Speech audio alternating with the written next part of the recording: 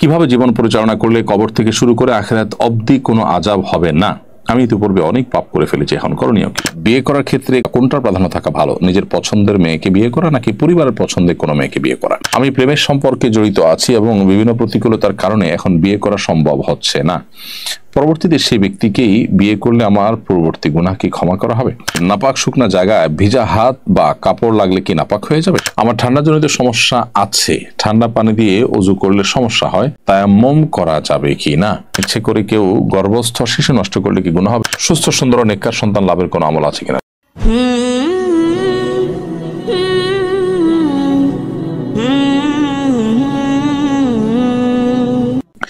কিভাবে জীবন পরিচালনা করলে কবর থেকে শুরু করে আখিরাত অবধি কোনো আযাব হবে না।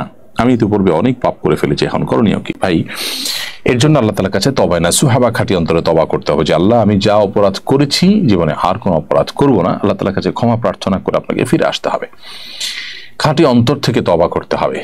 তওবা করতে হবে তওবার সকল শর্ত পূরণ করে।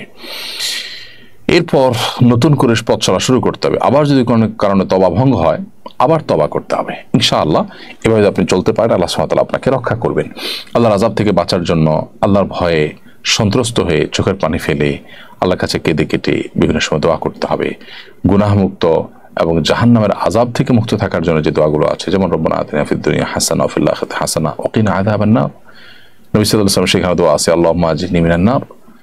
তো এই দোয়াগুলো আপনি বিশেষ করে পড়বেন এবং সকল গুনাহ থেকে বেঁচে থাকবেন। ইতিপূর্বে করা গুনাহ থেকে তওবায়ে নাসুহা বা খাঁটি অন্তরে তওবা করবেন। ইনশাআল্লাহ আল্লাহ তাআলা হেফাজতে রাখবেন। বিয়ে করার ক্ষেত্রে কোনটার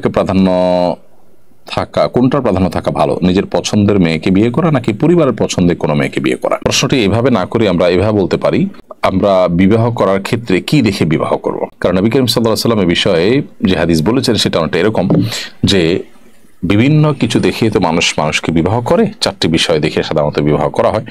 ফাজফার বিজাতির দিন, তোমরা ধার্মিকতা দেখে বিবাহ করে বিবাহে তুমি জয়ী হওয়ার চেষ্টা করো বা জেতার চেষ্টা করো, সফল হওয়ার চেষ্টা করো। তো এখানে বিবাহে দিনদারিতা বা ধার্মিকতা দেখতে হবে। নিজের পছন্দের মেয়েটা যদি ধার্মিক বেশি হয়, পরিবারের পছন্দের মেয়েটা ধার্মিক কম হয়, তাহলে সেক্ষেত্রে নিজের পছন্দকে প্রাধান্য দিবেন। আর যদি পরিবারের পছন্দের মেয়েটা বেশি ধার্মিক হয়, দিনদার হয় নিজের পছন্দের মেয়ের চাইতে, তাহলে সেক্ষেত্রে সেটাকে প্রাধান্য দিবেন।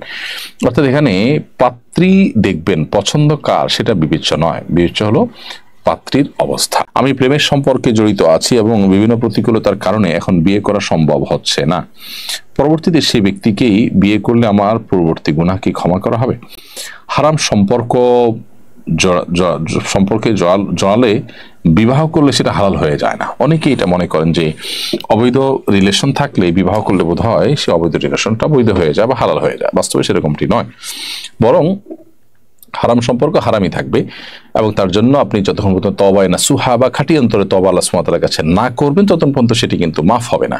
বিয়ে করেছেন কি করেন সেটা দেখার বিষয় নয়। তবে হ্যাঁ, কাউকে বিবাহের প্রলোভন দিয়েছেন, প্রতিশ্রুতি দিয়েছেন, কথা দিয়েছেন কোনো যৌক্তিক কারণ ছাড়া বা স্বার্থের কারণে শুধুমাত্র তাকে আপনি বিবাহ করেননি, তাহলে সেক্ষেত্রে আপনার প্রতিশ্রুতি রক্ষা করলেন না, সে গুনাহগার হলেন। তো এক্ষেত্রে প্রতিশ্রুতি যদি আপনি রক্ষা করেন, তাকে যদি বিবাহ করেন, তাহলে আপনি প্রতিশ্রুতি রক্ষা করলেন, প্রতিশ্রুতি ভঙ্গ করলেন না, জাস্ট এটুকু। কিন্তু ইতিপূর্বে যে হারাম রিলেশন হয়েছে সেটার জন্য আপনাকে আল্লাহর কাছে ইস্তেগফার করতে হবে, তওবা করতে হবে। বিবাহ সেটাকে রিকভার করার জন্য বা আল্লাহর কাছ থেকে গুনাহ মুক্ত করার জন্য, ক্ষমা আদায় করে দেওয়ার জন্য যথেষ্ট হবে না। তামান্না ইসলাম আপনি লিখেছেন, নাপাক শুকনা জায়গায় ভিজা হাত বা কাপড় লাগলে কি নাপাক হয়ে যাবে? কোনো কাপড়ে নাপাক লেগেছে, কোনো শরীরে নাপাক লেগেছে, কোনো জায়গায় নাপাক লেগেছে, সেখানে ভিজা হাত যদি লাগে আর ভিজা হাতের যে ভিজা ভাব বা তার যে পানি সেটা লেগে যদি ওই কাপড় বা জায়গা থেকে নাপাকির কোনো আলামত উঠে আসে, অর্থাৎ সে ভিজা হাতে দুর্গন্ধ বা দৃশ্যমান নাপাকি যদি উঠে আসে, তাহলে সেটা নাপাক হবে। আর যদি সেরকম কোনো আলামত না আসে তাহলে নাপাক হবে না। আমার ঠান্ডাজনিত সমস্যা আছে, ঠান্ডা পানি দিয়ে ওযু করলে সমস্যা হয়, তায়াম্মুম করা যাবে কি না? ভাই, ঠান্ডাজনিত সমস্যা যদি এই পর্যায়ের হয় যে ওযু করলে আপনি ভয়াবহ অসুস্থ হয়ে যান, এই অসুস্থ থেকে আর আরোগ্য লাভের কোনো উপায় থাকে না, মুমূর্ষ হয়ে যান এবং গরম পানিতেও আপনার কাজ হয় না, তাহলে সেক্ষেত্রে তায়াম্মুম করলে আপনার চলবে। সাধারণত এরকম পর্যায়ে যায় না, সাধারণত একটু কষ্ট হয়, হয়তো ঠান্ডা লাগে, তাহলে সেক্ষেত্রে আপনি গরম পানি ব্যবহার করেন, একটু কষ্ট করেন, তাহলে ওযু করতে পারেন। অর্থাৎ পানি ব্যবহার করার সক্ষমতা যতক্ষণ থাকবে, যে কোনো উপায় যতক্ষণ মতো ওপেন থাকবে ততক্ষণ তো আপনাকে পানি ব্যবহার করে ওযু করতে হবে। যখন পানি ব্যবহার করে উযু করা সম্ভবপর হবে না কোনো কারণে, একদম নিরুপায় হয়ে যাবেন, তখন আপনি তায়াম্মুম করলে চলবে। মোর্শেদ আলম চৌধুরী আপনি লিখেছেন, ইচ্ছে করে কেউ গর্ভস্থ শিশু নষ্ট করলে কি গুনাহ হবে? অবশ্যই গুনাহ হবে। গর্ভস্থ শিশু নষ্ট করা আর মানুষ হত্যা করা একই কথা। আল্লাহ সুবহানাহু ওয়া তাআলা বলেছেন, ওয়াইদাল মাউউদাতু সুইলাত বিআইয়ি যামবিন কুতিলাত, মাতৃ গর্ভে থাকা সন্তানকে কেন হত্যা করা হলো, বা মেয়ে হিসাবে জন্ম গ্রহণকারী নারীকে কেন হত্যা করা হলো, কিয়ামতের ময়দানে যখন জিজ্ঞাসা করো সেই কথা তোমরা স্মরণ করো, সেই মুহূর্তের কথা তোমরা স্মরণ করো। অতএব সন্তান গর্ভস্থ থাকলে তার মধ্যে যদি প্রাণ চলে আসে, হার্টবিট চলে আসে, তারপরে সেই সন্তান নষ্ট করা আর মানুষ হত্যা করা একই কথা। আর যদি হার্টবিট নাও আসে, তারপরেও কোনো যৌক্তিক বা আপনার একান্ত নিরুপায় হয়ে যদি এটা করে না লাগে, তাহলে সেক্ষেত্রে এভাবে বাচ্চা নষ্ট করলে গুনাহগার হবেন সমস্ত উলামা কেরামের ঐক্যমত। রিমা ভুঁইয়া আপনি লিখেছেন, সুস্থ সুন্দর ও নেককার সন্তান লাভের কোনো আমল আছে কিনা? সূরা ফুরকান ৭৪ নম্বর আয়াত পড়বেন, প্রসিদ্ধ দোয়া, যে দোয়াতে আল্লাহ তাআলা শিখিয়েছেন আমাদেরকে, রব্বানা হাব লানা মিন আজওয়াজিনা ওয়া যুররিয়াতিনা কুররাতা আয়ুন ওয়াজআলনা লিল মুত্তাকিনা ইমামা। হে আমাদের রব, আপনি আমাদের পরিবার, স্ত্রী, স্বামী এবং সন্তান সন্ততি তাদেরকে চক্ষু শীতলকারী সন্তান বানিয়ে দিন এবং আমাদেরকে মুত্তাকিদের ইমাম বানিয়ে দিন।